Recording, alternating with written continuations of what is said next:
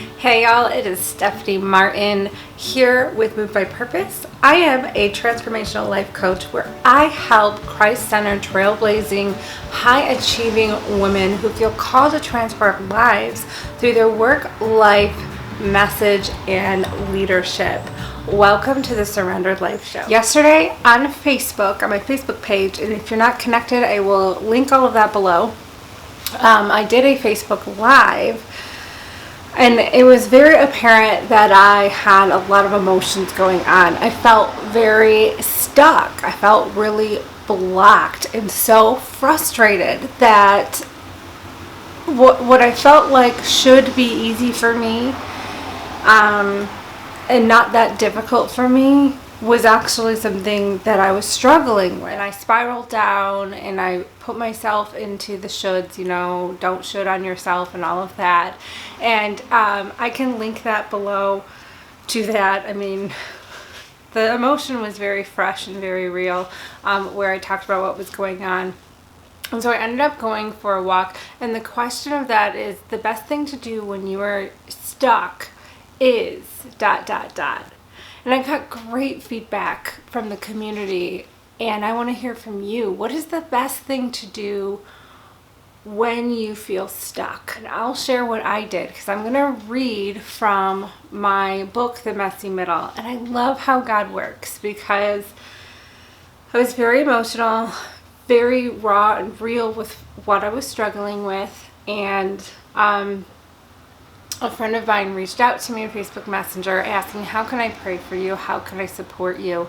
And I just needed to vent. I went for a walk to disconnect, to reset my mind, and to pray, to release the emotion, to move my body and let the emotions just get unstuck, to move through and to hear from God and what He was saying. Also, additionally, to just vent some of these pent-up, stuck emotions that were in my body, in my mind, emotions, just really kind of stuck all over. And I was just venting and releasing some things, because sometimes we just need to vent and release. And while I was sharing this with her, I said, I know that I write about this in my book, and I really need to just read my own book right now to see what's in there and practice the steps that I write about with how to move through this messy middle, this difficult emotional stuck point and state of being and state of mind. So this morning, I felt just a good night's sleep, a good cry. I listened to Revelation Wellness with Elisa Keaton. I believe it was episode 363, if I'm not mistaken. I encourage you to do that. I'm really big in moving your body to help release some of those stuck emotions that are kind of on a cellular level in your body. Anyway, she sent this episode to me. Check out the Revelation Wellness podcast.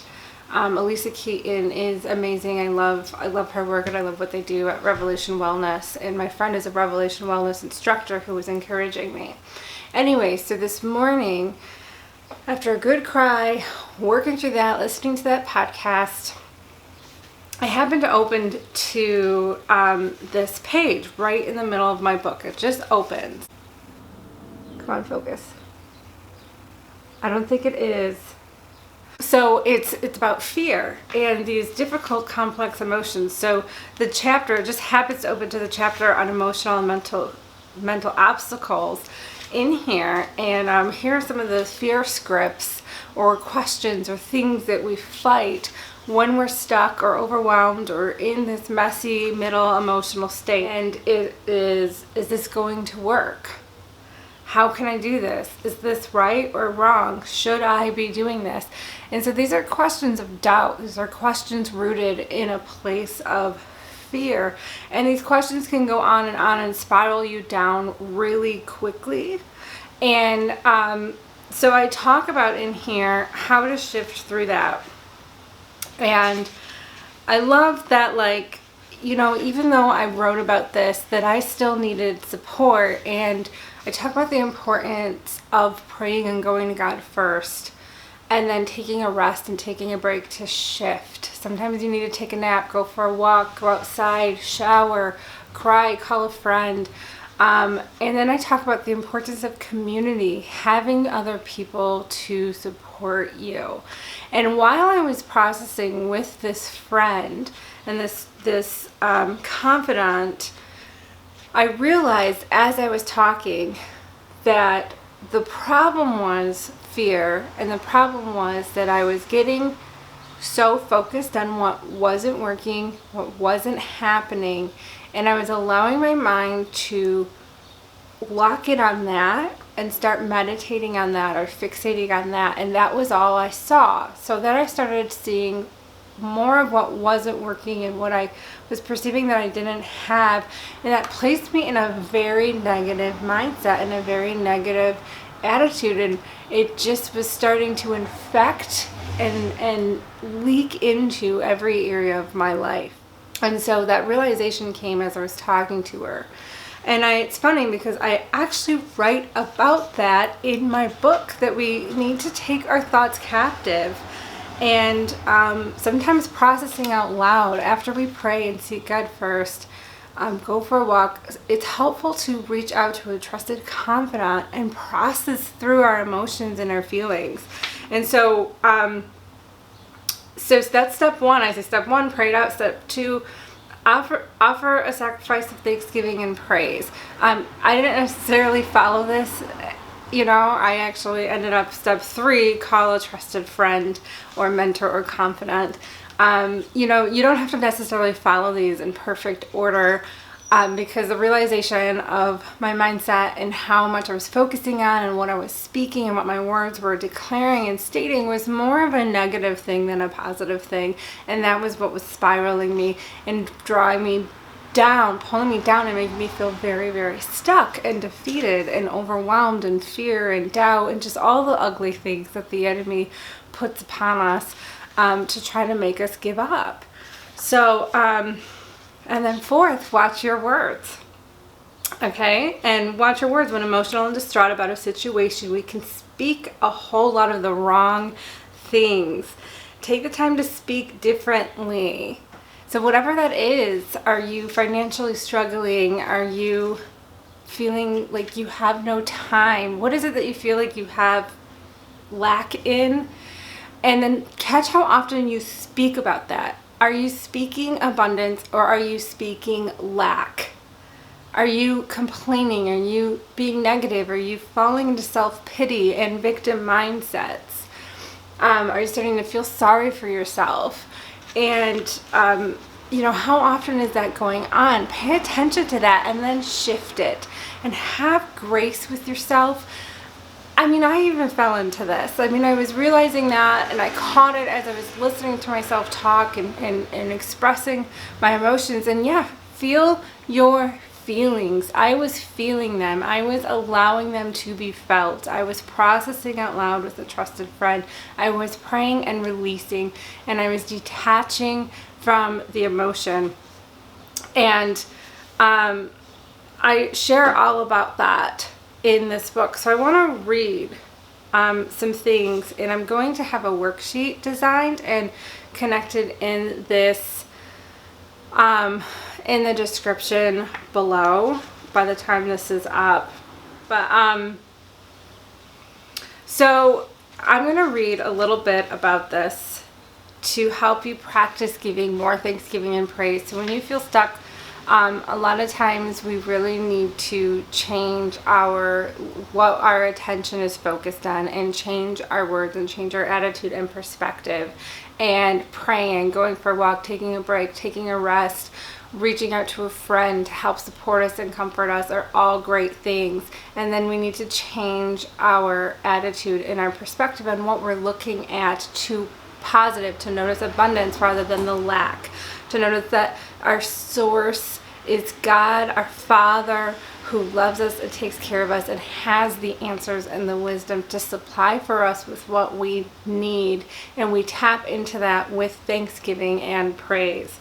So here are some things to help shift negativity and frustration and feeling stuck into tapping into abundance with thanksgiving and praise. And that is, what has God recently done for me that has really blessed me? So did you receive unexpected income? Have you recently benefited from a value-packed conversation with someone who generously gave their expertise and time away? Write down what God has blessed you with. Taking a moment to write it down and speak it out loud and acknowledge it really helps to hit the pause button and reset button for you. How has my life been changed since growing closer to God? As we grow closer in relationship with God, our old sinful nature dies off. We may have been a nasty person once, but not anymore. Maybe you used to scream at your kids over the pettiest things, and now you have much more control over your temper. Write down how God has transformed your life and thank Him for it. This is where you count your blessings and acknowledge the faithfulness of God in your life. Because in a moment where you're really frustrated and stuck in a not the greatest of feelings, we feel disconnected. Not that we are, but we feel disconnected from the goodness of God. And this will help us feel His presence and invite and welcome that, and acknowledge His presence and His movement in our life.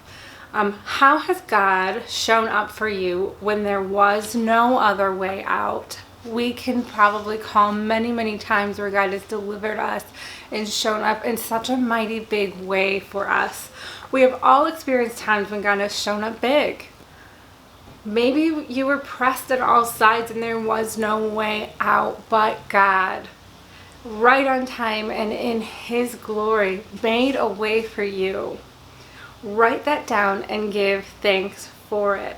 Write down all the things you are grateful for today. Do you have shelter, food, good health, children, a spouse, good friends, a great church community, an education, warm water? Write down everything that you have that you typically take for granted. Thank God for His provision for your daily needs. And the point of these questions is not to shame you or condemn you for forgetting it. It's simply to remind you, look, I teach this. I coach people through this. I've written a book about this literally, and I still needed the reminder. And I still needed to be reminded of this. And you know what? I'm human. I am not perfect. I am a child of God, and I'm going to make mistakes, and that is okay. So, what do you do to get unstuck? What have maybe I missed? Or what is one of the steps that I have taken that spoke to you the most that you are going to implement and practice more intentionally? Comment below, and I look forward to seeing you in the next episode. Bye-bye.